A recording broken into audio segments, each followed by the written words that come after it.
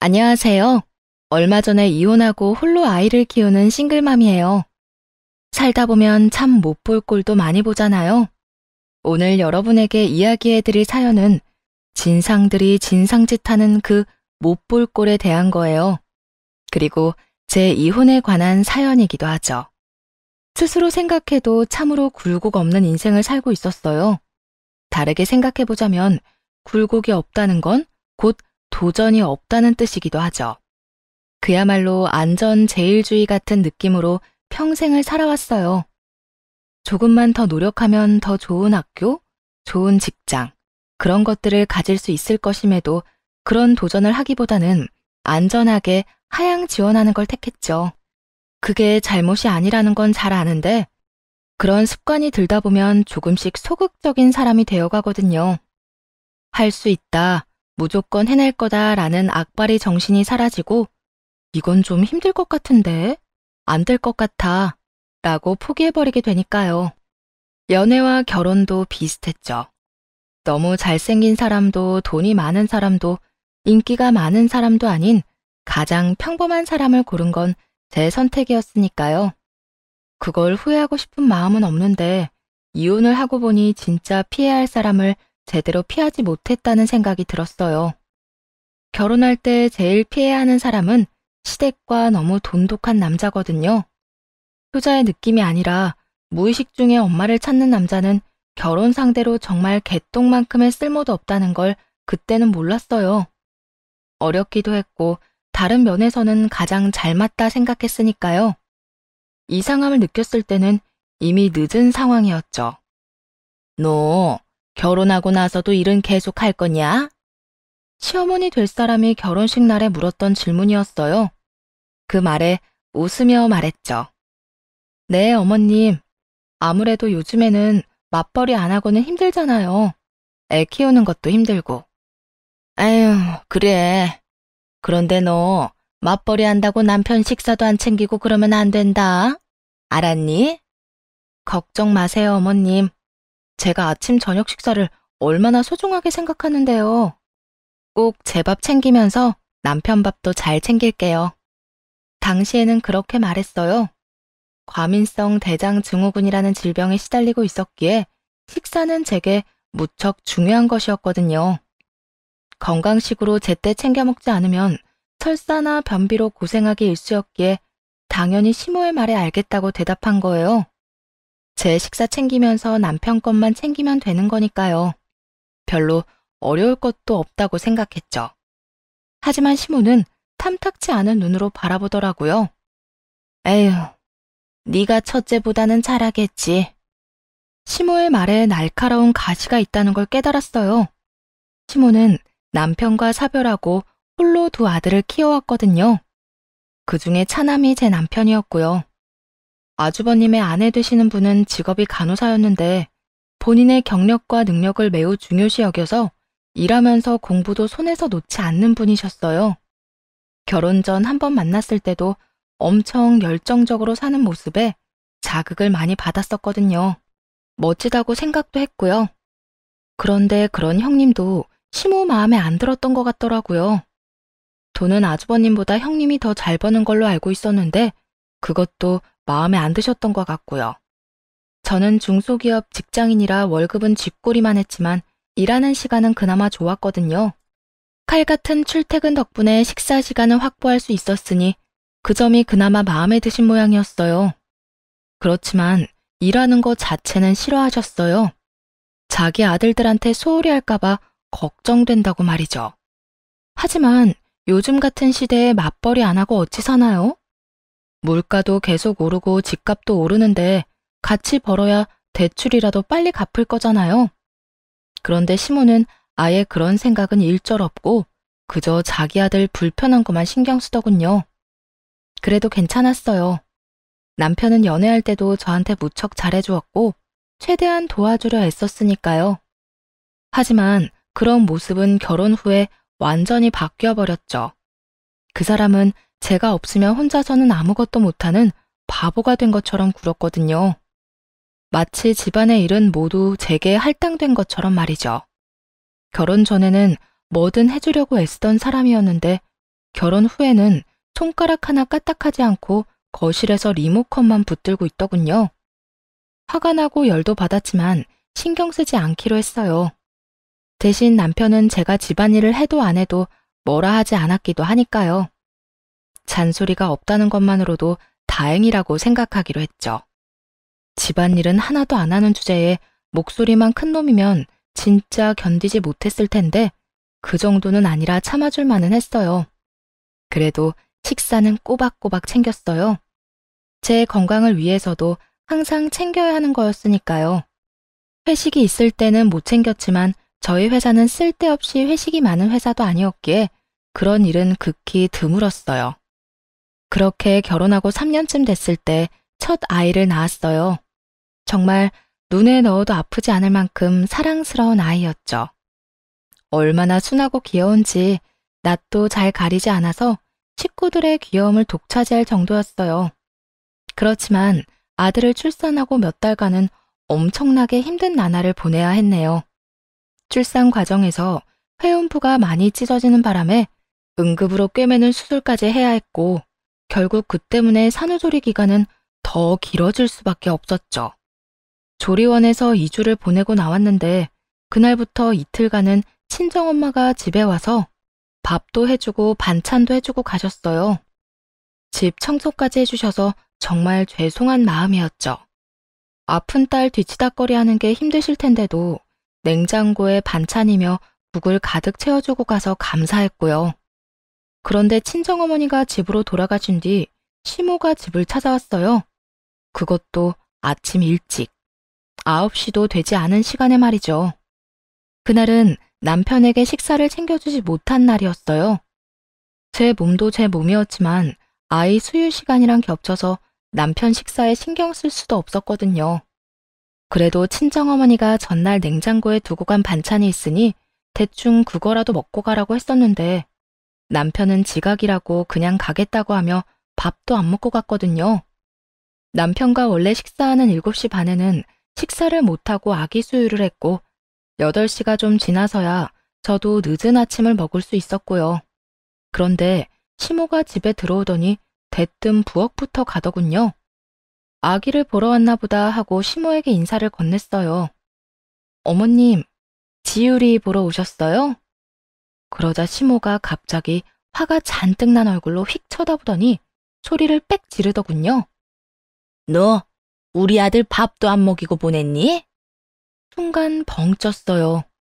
갑자기 이게 무슨 말인가 싶었는데 시모가 싱크대 안에 담긴 그릇과 수저를 보고 남편이 아침에 밥을 안 먹고 간 걸 알았던 것 같더라고요. 내가 그렇게 말하지 않았냐? 우리 아들 밥은 굶기지 말라고. 내 말이 그렇게 허투루 들려? 감히 내 아들 밥을 굶겨? 집에서 애나 보면서 처 자는 년이 그것도 못 해주고 뭐 하는 거야? 시모의 말에 저는 무척이나 충격을 받았어요. 쏟아지는 시모의 말에 정신을 차릴 틈도 없었죠. 그런 제게 시모는 욕설을 퍼부으며 험한 소리를 계속했어요. 애 낳은 게 벼슬이야? 뭐 잘났다고 편하게 쉬면서 고생하는 우리 아들을 그냥 보내? 망할 년들. 첫째나 둘째나 며느리들이 생각이라고는 요만큼도 없어요. 어떻게 남편을 이렇게 홀대해? 네 입만 입이야? 밥 한 끼, 딱 밥 한 끼 못 먹여서 보냈는데 그게 이렇게 욕먹을 일이었나요? 당황해서 아무 말 못했는데 슬슬 정신이 돌아오더군요. 그러자 막말을 하는 시모에게 화가 났어요. 그래서 한바탕 시모에게 소리쳤죠. 오늘 딱 한 끼 제가 못 챙겨줬을 뿐이에요. 애 수유하는 시간이랑 겹쳐서. 그럼 애가 울어대는데 남편 밥이나 챙겨줘야 해요? 아니, 남편 나이가 몇인데 손이 없어요, 발이 없어요? 그리고 본인이 지각한다고 밥 안 먹고 간 걸 왜 저한테 난리세요? 내 새끼 뭐가 중요하다고 하늘 같은 남편 밥을 안 챙겨? 넌 도대체 뭘 그렇게 잘했길래 따박따박 말댔고야? 그리고 남편이 나이가 몇이든 그게 뭔 상관이야? 네가 우리 아들을 받들지 않아서 내가 화난 거 아니야? 남편을 받들고 살라니 도대체 언제적 사고방식인가 싶었죠. 아무리 옛날 사람이고 자식 사랑이 지극하다 해도 이건 너무하잖아요. 제가 잘한 게 아니라 어머님이 잘못하신 거죠. 저한테 그런 말씀 하시면 안 되죠. 남편도 저도 성인이고 자기 앞가림 다 알아서 해요. 돈 버는 거 하는 일로 따지면 남편이 저를 받들고 살아야 하거든요. 뭐? 너 말 다 했어? 어디서 이런 못돼 처먹은 게 굴러 들어와서. 내가 며느리들 얼굴만 보면 복장이 터져. 돈 꼴랑 몇 푼 벌면서 아주 아들들을 휘어잡고 살지? 내가 그 꼴 보려고 애들 키워서 결혼시킨 줄 알아? 그럼 저희 어머니는 제가 시어머니한테 이런 꼴 당하라고 결혼시켰겠어요? 하고 싶은 말은 제 쪽이 더 많거든요. 아직 몸조리도 제대로 안 된 며느리한테 찾아와서 욕하고 화내고. 이게 정상적인 시어머니가 며느리한테 할 짓인가요? 뭐라고? 너 말 다 했어? 그러게, 누가 여자로 태어나래? 남자로 태어났으면 나한테 대접이라도 받고 살았겠지. 계집년으로 태어난 주제에 뭐가 그렇게 잘났어? 네가 아무리 날고 기어도 남자한테는 안 되는 거야. 충격이었네요. 나이가 많아도 같은 여자로서 이렇게 말할 줄은 몰랐죠. 본인이 그런 삶을 살아왔다 해도 저한테 그런 걸 요구하는 건 말이 안 되잖아요. 본인도 여자면서 같은 여자한테 그런 말 하고 싶으세요? 어머님이 본인을 그렇게 생각하시는 건 상관없는데 그걸 저한테까지 강요하지 마세요. 요즘 세상이 어떤 세상인데. 그리고 아들 밥을 그렇게 챙겨주시고 싶으시면 어머님이 직접 두 손으로 차려주세요. 왜 저한테 그걸 맡기세요? 네가 귀찮다고 이제는 하다 시어머니한테 그걸 맡기는 거냐? 세상에 생각하는 거 봐라. 이렇게 정신 나간 년이 내 며느리라니. 저는 몸이 아파서 못 챙기겠으니 그렇게 불안하면 어머님이 남편 챙기세요. 아니면 아드님 다시 데려가서 아침 저녁으로 밥 먹이시던가요. 전 혼자도 괜찮거든요. 내가 아무리 시간이 넘쳐도 너 편한 꼴은 못 봐. 네가 해야지 왜 나한테 시켜? 저도 바쁘거든요. 어머님이 어머님 자식 밥 먹는 거에 민감하듯이 저도 우리의 밥 먹이느라 바빠요. 애 수유하는 시간에 귀찮게 하지 마시고 이제 가시는 게 어때요? 식사 시간 되면 아드님 어머님 집으로 보내드릴 테니까. 그 말에 시모는 어이없다는 얼굴로 저를 쳐다봤어요. 이렇게까지 말할 줄은 상상도 못했나 봐요. 너 그걸 말이라고 지금? 어머님이 아들 챙겨주고 싶어하는 마음 저도 이해해요. 그러니까 어머님이 마음껏 챙겨주세요. 저는 제 자식 챙겨야 하니까요. 그 마음 잘 아시잖아요? 지금 그래서 저한테 와서 화내시는 거 아니에요? 그러니까 서로 각자 챙기자고요, 자기 자식들. 그렇게 말하자 시모가 기가 찬다는 얼굴로 저를 바라보며 입만 벙긋거리고 있더군요. 아니, 본인 자식만 중요한가요? 저도 제 자식 중요하죠. 솔직히 다 큰 자식이라도 밥 못 먹고 다니면 걱정되는 거 이해는 해요. 하지만 남편은 어른이잖아요. 배고프면 알아서 밥 찾아 먹을 것이고 차려 먹기 귀찮으면 배달을 시켜서라도 밥을 먹을 수 있는 사람인데 왜 애먼 며느리를 괴롭히는 건지 이해가 안 가더군요. 아들 밥 잘 챙겨 먹게 하고 싶으면 아들한테 말해야지 왜 며느리를 들들 볶는 건지. 이렇게 따끔하게 말해놨으니 이제 두 번 다시 남편 밥 챙기라는 말은 안 할 거라고 생각했어요. 내가 내 자식 챙긴다는데 본인이 무슨 할 말이 있겠어요? 자기도 자기 자식 챙기고 싶어 하면서 말이에요. 그렇게 한바탕 싸우고 그 뒤로 조용했어요. 한동안은요.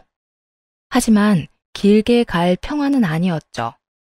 시모가 완전 열받았는지 단단히 벼르고 있었거든요. 볼 때마다 한 소리 하고 싶어 하는 것 같길래 알아서 시모 앞에서 사라져줬네요. 시댁 갈 일 있으면 남편한테 시키고 누군가와 같이 있을 때는 꼭 다른 사람 옆에 붙어서 시모의 잔소리를 피하도록 했고요. 만나지를 않으면 서로 부딪힐 일도 없으니 서로 심력 소모할 필요도 없다고 생각해서 그렇게 제 딴에는 노력했어요. 서로 안 봐야 시모도 저도 편하다는 생각으로요.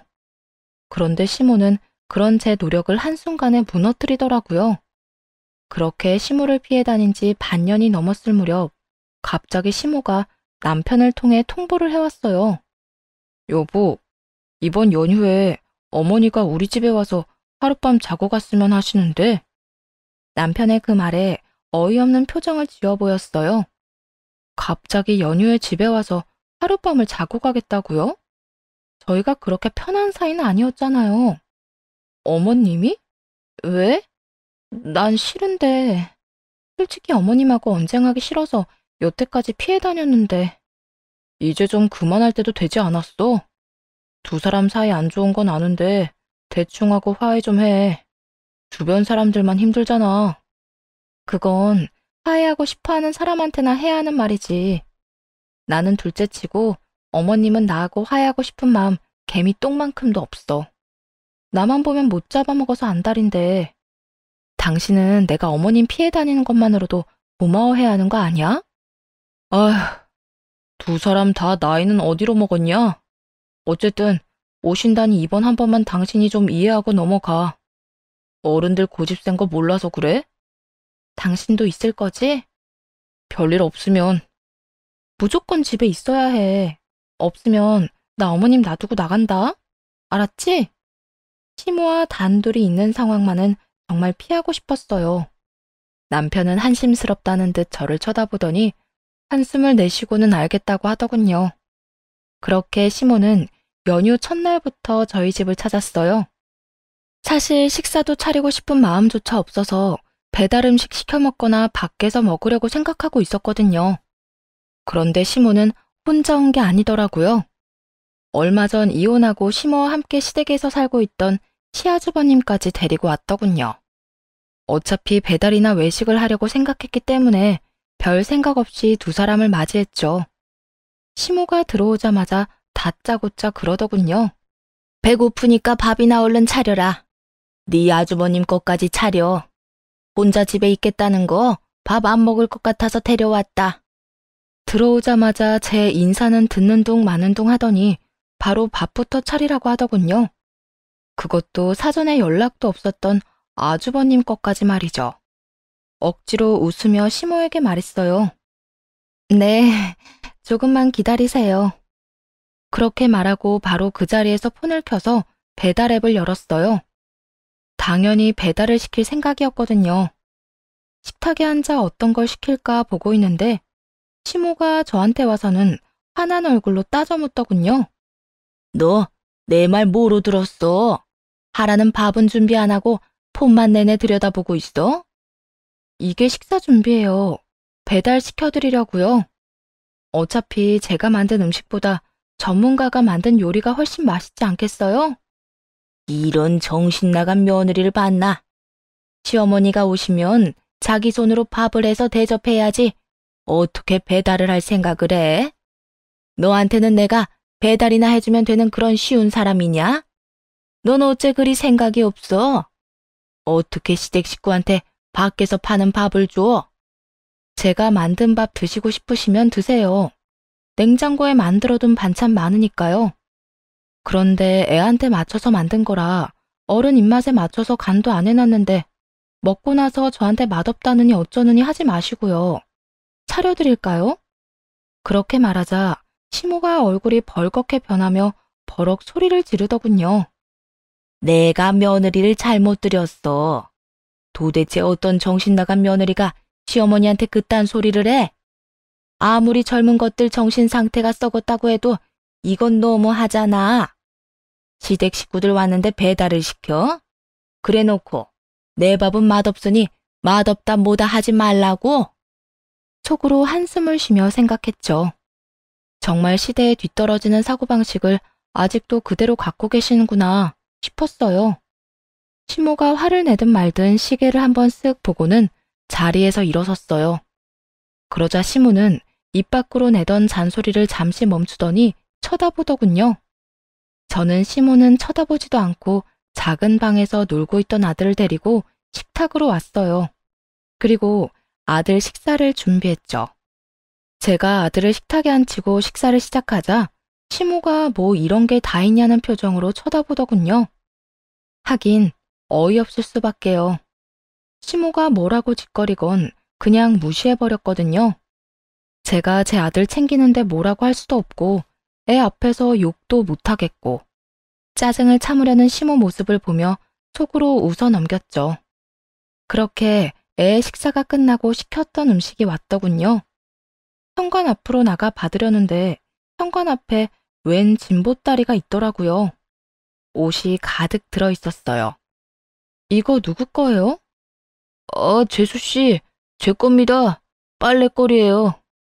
그 말에 저는 처음에 이걸 왜 가져왔나 싶어 빤히 아주버님 얼굴만 쳐다봤어요. 그랬더니 시모가 옆에서 소리를 꽥 지르더군요. 내가 가져오라고 했다. 아무리 그래도 그렇지 너는 이혼한 아주버님 걱정은 하지도 않아? 식사는 제대로 하는지 빨래는 제대로 하는지 알아볼 생각도 없지? 사람이 어쩜 그렇게 생각이 모자라. 아주버님 이혼했으면 네가 잘 돌봐야지. 힘없는 시어미한테 다 시킬 작정이냐? 시모 말에 진짜 뒤통수를 한 대 맞은 기분이었어요. 지금 뭔 소리를 들었나 싶더라고요. 개소리를 듣고 있으려니 헛웃음밖에 안 나오더라고요. 제가 왜 아주버님 빨래를 해야 해요? 그리고 제가 왜 이혼한 아주버님까지 돌봐야 하는데요? 네가 우리 집안 며느리인데 당연히 해야 할 일이지. 너도 그러는 거 아니다. 어떻게 집안에 이혼한 아주버님이 있는데 너희들끼리만 하하호호 즐겁게 살아? 너희 아주버님 생각도 해서 자주 부르고 식사도 하고 집안일도 도와주고 해야지. 듣다 보니 진짜 열이 확 치받더라고요. 시부모 복량까지는 들어봤어도 시아주버님까지 모시라는 말을 들을 줄이야 어이가 없었어요. 저를 향해 윽박지르는 시모를 보면서 한마디 했죠. 아니, 그러게 있는 며느리한테 잘 좀 하지 그러셨어요. 아주버님이랑 형님 이혼한 게 다 어머님 때문이잖아요. 그러면 책임은 어머님이 지셔야지 왜 저한테 책임을 떠넘겨요? 뭐? 이런 싸가지 없는 년 무슨 말을 그따위로 해? 너 지금 나랑 한판 하자는 이야기야? 내가 뭘 어쨌는데? 그년이 지발로 나갔지 내가 등 떠밀었어? 그리고 네 아주버님도 좋다고 한 이혼이야. 네가 나한테 그딴 말 할 자격이 있어?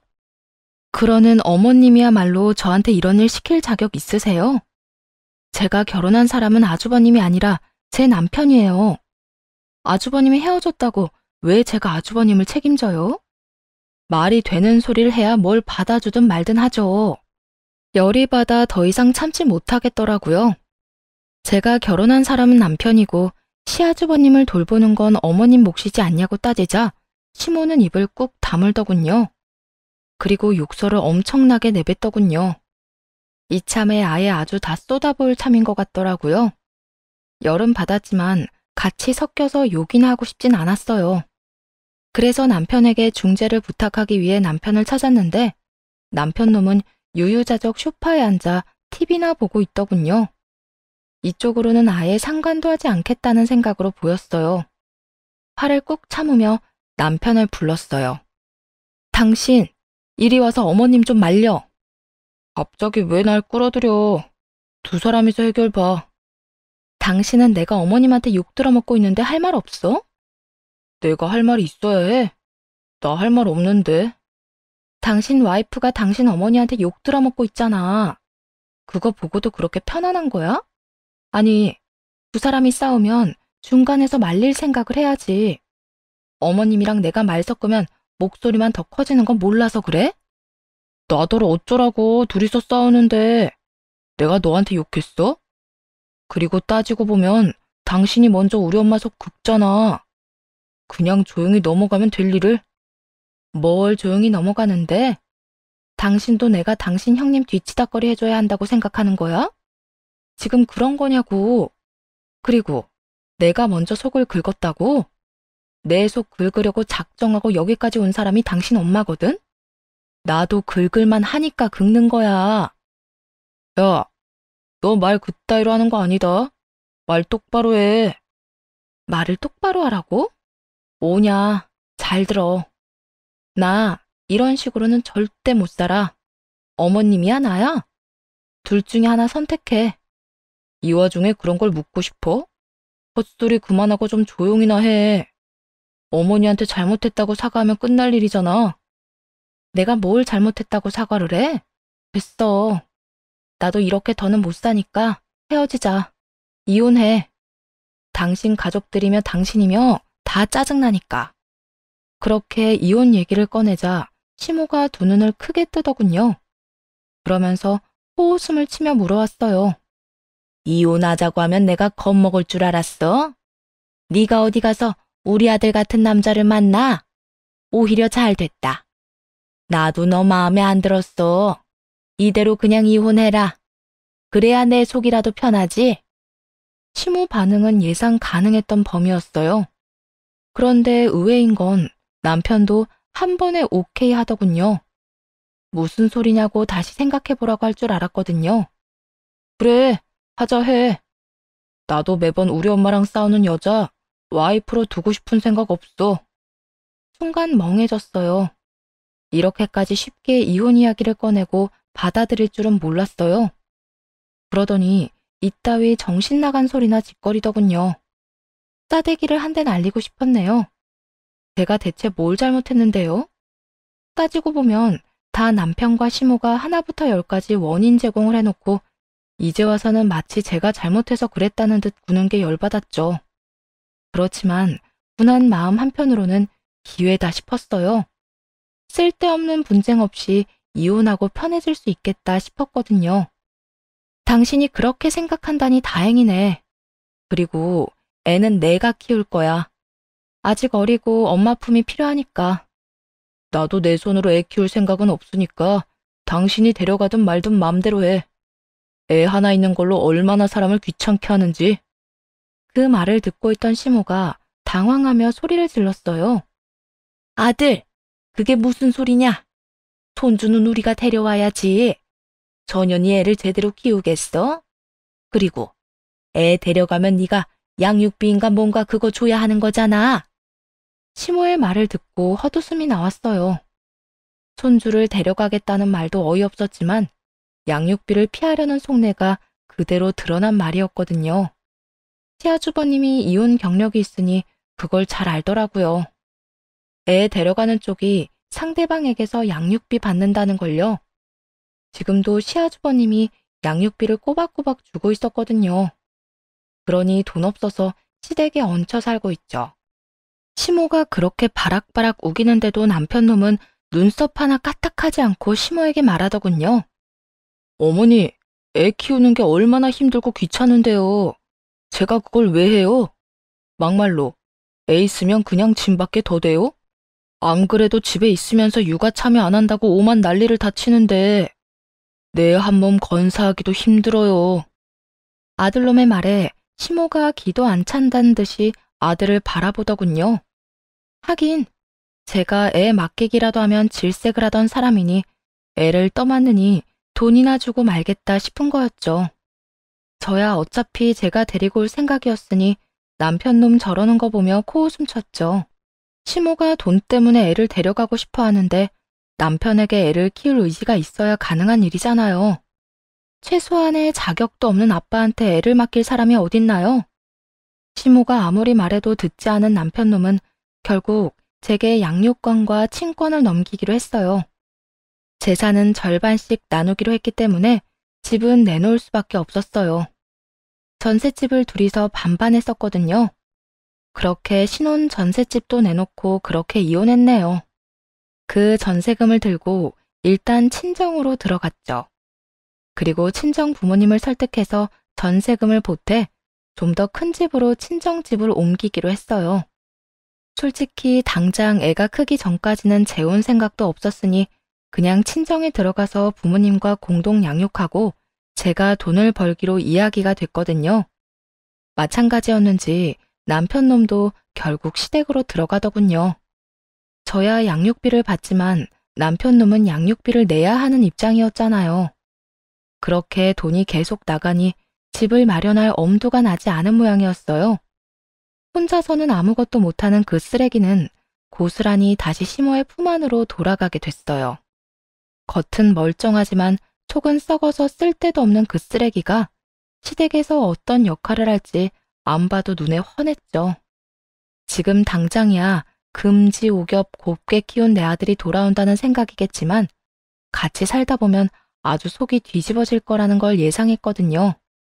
자기 아들이 잠시 머물다가 더 좋은 여자랑 결혼할 거라고 행복회로를 돌리는 시모가 간과한 게 하나 있었죠. 바로 전 남편 놈이 정말 엄청나게 게으르다는 거요. 육아에도 관심 없던 놈이 무슨 집안일을 돕겠어요? 마누라가 잔소리하면 겨우 쓰레기나 버리고 청소기나 돌리는 인간이 오냐오냐 다 받아주는 시모와 살면서 그런 걸 할 리가 있겠어요? 주말에 손 하나 까딱하지 않고 차려주는 밥만 축내는 쓰레기 같은 인간이 전 남편이었거든요. 시모가 그렇게 키운 거나 마찬가지죠. 때 되면 밥 차려줘, 청소 다 해줘. 그 인간이 시모와 살면서 더 게을러지기밖에 더 하겠냐고요. 게다가 설상가상으로 시아주버님도 전 남편과 아주 똑같이 게으르고 귀찮은 거 싫어하는 인간이었거든요. 결국 시모는 두 아들 장가 보냈다가 자기 손으로 둘 다 반품와서 다시 떠받들어가며 키우게 생긴 거죠.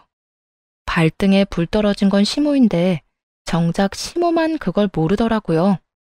그렇게 앞날이 뻔히 예상되는 상황에 저는 아무 미련도 없이 이혼하고 자유로운 생활을 시작했어요. 그렇게 몇 개월쯤 지났을까요? 시모가 병원에 입원했다는 소식을 제 친구로부터 듣게 됐어요. 두 아들이 시모 집에서 지내면서 돈 한 푼 주지도 않고 집안일이라고는 다 시모에게 맡겨둔 모양이었어요. 결국 시모에게 생활비도 주지 않았고 생활비를 달라는 시모 말에 양육비 때문에 쪼들린다는 이야기만 하면서 두 아들들이 아무것도 안 해줬다고 하더군요. 결국 돈이 없으니 목마른 자가 우물을 판 거죠. 시모가 그 늙은 몸을 이끌고 일을 하러 다녔다고 해요. 그런데 그렇게 일을 시작한 지 몇 달 만에 물건을 옮기다가 넘어지는 바람에 허리까지 다쳤다고 하더군요. 집 근처 한의원에서 침만 맞다가 더 상태가 안 좋아져 큰 병원 갔더니 결국 골절 진단을 받았다고 하고요. 그리고 그때부터 시모에게 진정한 지옥이 열렸더라고요. 저야 이제 남이니 상관 안 했지만 제 친구는 저와 시모의 보험을 설계해준 보험 설계사였거든요. 시모가 그 친구를 불러냈다고 해요. 보험 진단금이며 수술비에 관한 이야기를 하려고 말이죠. 그러더니 시모가 제 친구에게 하소연을 하더랍니다. 살다 살다 그런 콩가루 집안은 또 처음 봤어. 얘, 너 진짜 이혼 잘한 거야. 그 집구석은 완전 끝장났다고 봐. 왜? 아들들이 보험금 떼먹었대? 그것만이면 다행이지. 너희 전 시어머니가 그 병원에서 경찰에 신고까지 했다면 말 다 한 거 아니겠냐? 경찰서에 신고를 했다고? 무슨 일 때문에? 시모가 경찰서에 신고한 게 병원이나 시모 자체의 문제라고 생각했는데 그게 아니었더군요. 아들이라고 둘이나 있으면서 엄마가 그렇게 몸져 누워있는데 병원에 한 번을 안 왔다더라. 이번 날 하루 왔대.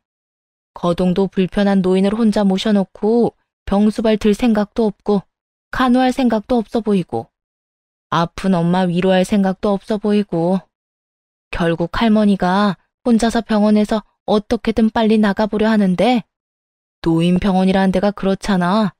보호자 동의 없으면 아무것도 못하는 거. 아, 그 모자란 아들들이 자기 엄마 못 나오게 했어? 그 정도면 양반이지.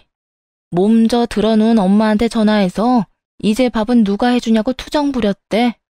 그 이야기 듣는데 기가 차서. 근데 그게 거기서 끝이 아니더라. 그 아들놈들이 시모가 밥을 안 해줘서 밥이 없으니 외식 비용으로 돈 좀 보내라고 했다더라. 뭐? 지들도 일하면서 돈 벌잖아. 그걸로 사 먹으면 되지. 노인네한테 무슨 돈이 있다고 돈을 보내달라고 해? 알고 보니까 너희 아주버님은 일 그만뒀고 네 전 남편은 아주 흥청망청 돈을 쓰고 있대. 그러니 친엄마가 벌어놓은 돈을 손대려고 하는 거지. 결국 그렇게 됐고 말이야. 경찰서에 신고한 것도 아들놈들이 네 전 시어머니 돈을 흥청망청 쓰는 바람에 그렇게 됐다더라. 이야기를 들으면서도 어이가 없었네요. 결국 전 시모는 경찰서에 신고까지 할 정도로 아들들에게 완전히 당하고 말았죠. 이야기를 들으면 들을수록 참 헛웃음만 나오더라고요. 시모가 자기 손으로 두 짐덩어리 맡은 거야 알고 있었고 끝이 좋지만은 않을 거라고 예상은 했지만 이 정도로 최악일 거라고는 상상도 못했거든요. 시모는 정신도 멀쩡한데 병원에 갇혀 아들놈들이 퇴원 안 시켜줘서 퇴원도 못하고 있었고요. 그런데 자기 통장으로 돈이 빠져나갈 때마다 폰에서 돈 빠져나가는 알림이 계속 울리니 아주 우라통이 터지는 상황이었던 거죠. 게다가 외식하고 배달음식 시켜 먹은 거였으면 시모도 뭐 별말 안 했을지도 모르죠. 그렇게나 아들 새끼들 밥 먹이는 거 중요하게 여기는 사람이니까요. 그런데 술 마시고 스크린 골프장 가고 유흥업소 다니며 돈을 흥청망청 쓰기 시작하니 아주 멘탈이 갈려나갔나 보더라고요. 그때부터 병원에서 자기를 내보내달라고 했지만 결국 보호자 동의 없이 퇴원 안 된다는 말에 아들놈들한테 자기 퇴원시켜달라고 했는데 안 된 거죠. 지금 시모 돈으로 자유롭게 돈 펑펑 쓰는 인간들이 시모가 나오도록 둘 리가 없잖아요. 결국 이도저도 못하고 속병만 앓던 시모가 병원 내에서 경찰 불러서 아주 난동을 피웠다더군요. 그 이야기 듣는데 웃음이 멈추지를 않더군요. 남 불행을 제 즐거움으로 삼으면 안 되지만 저를 그렇게 괴롭히며 아들만 소중히 여기던 사람이 그 아들 때문에 고통받는 걸 보니 웃음이 안 날 수가 없더라고요. 그런데 그게 끝이 아니었어요. 근데 사람이 죽으라는 법은 없는지 얼마 전 퇴원했다고 연락 왔더라. 어떻게 퇴원했나 싶었는데 시모가 자기 남동생에게 연락을 했다더군요. 즉 전 남편의 외삼촌 되는 사람이었는데 동생한테 부탁해서 결국 퇴원을 하도록 했다고 하더군요. 그래도 몇 개월 안 가서 퇴원해서 다행이네. 이 정도 당했으면 자기가 나한테서 반품 받아간 게 쓰레기라는 걸 눈치채고도 남겠는데? 뭐 그놈도 쓰레기긴 한데 말도 마라. 너희 시어머니 퇴원하고 집안 꼴 보고 다시 병원 실려갈 뻔했다는 건 모르지? 집안 꼴? 청소를 안 해놔서? 어질러 놨나? 하긴 그 집안 남자들 얼마나 게으른지 손 하나 까딱 안 하거든. 그래도 원형은 보존해줘야지. 들어보니까 어떤 아들놈인지는 모르지만 집에 있던 비싼 세간살이들은 이미 다 갖다 팔아서 집에 제대로 된 물건도 없다던데? 게다가 냉장고 안에 반찬통도 안 치워서 곰팡이 다 폈고 세탁기에도 넣어둔 빨래를 돌리지 않아서 벌레가 엄청 생겼다고 하던데. 그 말을 듣는데 정말 얼굴이 저절로 찌푸려지더군요. 벌레의 곰팡이라니. 어떻게 하면 사람 사는 집안이 그딴 꼴을 할 수 있을까요? 또 그 꼴이 된 집안을 보며 시모는 두 아들을 이혼시키고 무슨 생각이 들었을까 싶더군요. 아들 이혼시킬 때는 큰 소리 뻥뻥 치며 귀한 아들 데려왔다 생각했겠지만 알고 보니 구제불능 쓰레기를 데려온 거라는 걸 깨닫게 됐으니 말이죠. 아마 땅을 치고 후회했을 시모 모습을 떠올리니 통쾌하더라고요. 저랑 이혼하고 저렇게 망해가는 시모와 전 남편 이야기를 들으니 속이 시원한 것이 이제 정말 미련 없이 버릴 수 있겠더라고요. 그렇게 그들의 망해가는 근황을 듣고 나서 저는 제 인생을 더 열심히 꾸리기 시작했어요. 친정 부모님의 도움을 받고 있긴 하지만 두 분 다 아이를 좋아해 주셔서 다행이었죠. 그런 부모님께 매달 월세 겸 용돈으로 돈도 드리고 있고요. 제가 준 돈도 처음에는 받지 않으려 하시더니 그 돈을 따로 모으시는 것 같더라고요. 저희 아이 이름으로요. 얼마나 고맙고 죄송스러운지. 그런 부모님을 위해 한 달에 한 번 외식과 한 번의 여행은 꼭 시켜드리고 있어요. 그리고 얼마 전에 두 분을 모시고 아이와 함께 식사를 하러 그 근처 맛집으로 향했어요. 예전 시댁이 있던 곳에서 멀지 않은 곳이라 차를 타고 가서 차를 공영 주차장에 세워두고 걸어가는데 글쎄 뒤에서 누군가 말을 걸어오더군요. 뒤를 돌아보니 시모였어요. 눈에 띄게 앙상해진 팔다리에 수척해진 얼굴을 보니 그 짧은 시간 동안 고생을 엄청 했다는 게 짐작이 가더군요. 오랜만이구나. 여기는 어쩐 일이니? 부모님 모시고 식사하러 가는 길이에요. 잘 지냈냐 근황이라도 물을 법했지만 우리가 그리 좋은 일로 남남이 된 것이 아니니 굳이 인사치레를 할 필요는 없다고 생각했어요. 그러니 저도 모르게 냉랭한 말투가 나오더군요. 솔직히 말은 왜 걸었나 싶더라고요. 들고 있는 짐을 보니 장을 보고 나오는 길인 듯 보였는데 세 식구 먹는 장바구니 치고는 좀 적어 보이더군요. 그래, 지율이는 잘 지내는가 보구나. 혹시 내가 한번 안아봐도 될까? 시모는 무척이나 안쓰러운 눈으로 부탁했어요. 이 앙상한 노인이 아들 데리고 도망갈 듯 싶지도 않았고 정말 그냥 손주가 보고 싶었나 보다 싶어서 고민하다가 아이를 친정 엄마한테 넘겨받아 세웠죠. 애는 어리동절한 표정으로 앞에 선 사람을 쳐다보더군요. 몇 개월 만에 싹 다 잊어버린 모양인지 낯선 사람 보는 표정이었어요. 그런 아들 앞에 시모가 무릎을 꿇더니 어깨를 안았어요. 아이는 낯도 가리지 않으니 잘 안겨있더군요. 시모가 그런 아이 모습을 보더니 눈물을 찔끔찔끔 흘리며 하소연하더군요. 지율이가 많이 컸구나. 이럴 줄 알았으면 내가 너희들을 절대로 이혼 안 시켰을 거다. 내가 살면서 이토록 후회하는 건 처음이야. 아들이라고 있는 것들이 엄마 등골이나 빼먹고 마음대로 살기만 하니 제대로 된 가정이 있었다면 내가 말년에 이런 꼴 안 받겠지. 저희 이혼시킬 때는 좋아하셨잖아요. 그런데 왜 갑자기 이렇게 후회하세요? 다시 데려가니까 뭐가 좀 다른가 봐요. 모르는 척 빈정댔어요. 그랬더니 시모가 한숨을 푹 쉬며 그러더군요. 무자식이 상팔자라는 말이 들린 게 하나 없더라. 이놈의 인간들이 엄마 아픈데 병원에 처박아 놓고 내가 벌어놓은 돈 다 뺏쓰는 바람에 늙어서도 비로한 꼴을 못 면해. 게다가 그것뿐이면 다행이게 아들이라고 있는 것들이 집에 있으면서 청소도 정리도 안 해서 나 병원 있는 동안 집이 썩어 나갔어. 이 잡것들을 내가 내쫓고 나니 속이 시원하더라. 아들들을 내쫓았다는 말을 듣고 저도 순간 깜짝 놀랐어요. 시모라면 그런 자식들 끝까지 데리고 살 줄 알았거든요. 그런데 전 남편과 시아주버님을 그대로 내쫓았다니 시모가 얼마나 화가 났는지 알 수 있었죠. 내가 집을 왜 그 꼴로 만들어놨냐고 하니까 뭐라는 줄 아니? 엄마가 다 하던 일인데 왜 자기들이 해야 하냐고. 그나마 이 집 남겨준 것도 감사히 여겨야 하는 거 아니냐고. 그런 말을 하는데 억장이 다 무너졌다. 이혼하고 갈 곳 없는 인간들 들여보내줬더니 아예 집안 뿌리를 아주 뽑아버리려고 하는 걸 보니 속에 천불이 안 나고 배겨? 시모의 하소연에 코웃음을 쳤네요. 전 남편과 아주버님이 난리를 친 건 잘 알겠어요. 그 사람들이 100번 잘못했다는 것도 알고요. 그렇지만요, 그런 인간으로 키운 건 시모잖아요. 게다가 아들들 이혼하도록 만든 원인 제공자도 본인이면서 그걸 전 며느리인 저한테 하소연하는 것도 너무 웃겼어요. 제가 이런 말까지는 안 하려고 했는데 아들을 그렇게 키운 건 다 본인 탓이잖아요.